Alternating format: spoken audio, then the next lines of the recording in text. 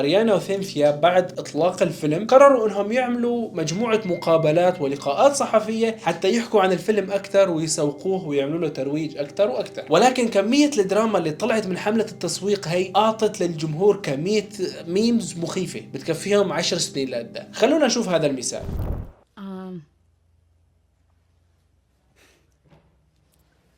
Well, got a little bit of her softness, and she's got her strength. a little bit of my strength. Yeah. Truthfully.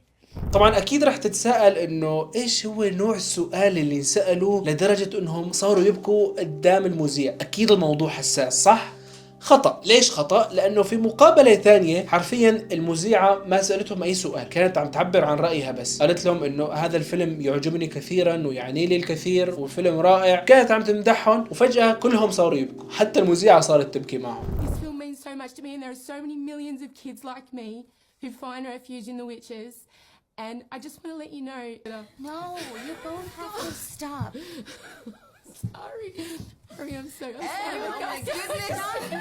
الشيء الغريب بالموضوع واللي استفز المتابعين والناس كلها انه هذا الشيء تكرر، يعني ما صار بمقابلة واحدة او بتنتين او بثلاثة. كل المقابلات اللي كانوا ينسألوا فيها عن الفيلم ها كانوا يبكوا في اي لحظة، ممكن في نص المقابلة بيبكوا. حتى انه في بعض رواد السوشيال ميديا صاروا يعملوهم مسخرة ويعملوا فيديوهات تقليد لحركاتهم مثل هذا الشخص. So what did you have for lunch on set filming Wicked?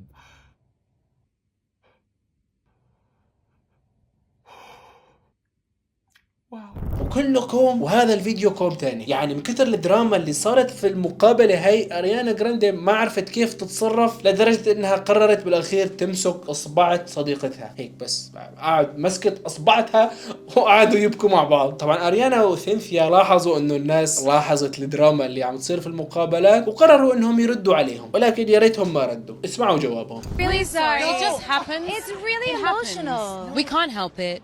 We're trying our best. But there's a lot of emotional things that happen and we're just going with it. Yeah, you need to understand. It's We're been like weeping, 3 years, people. Sopping hearts.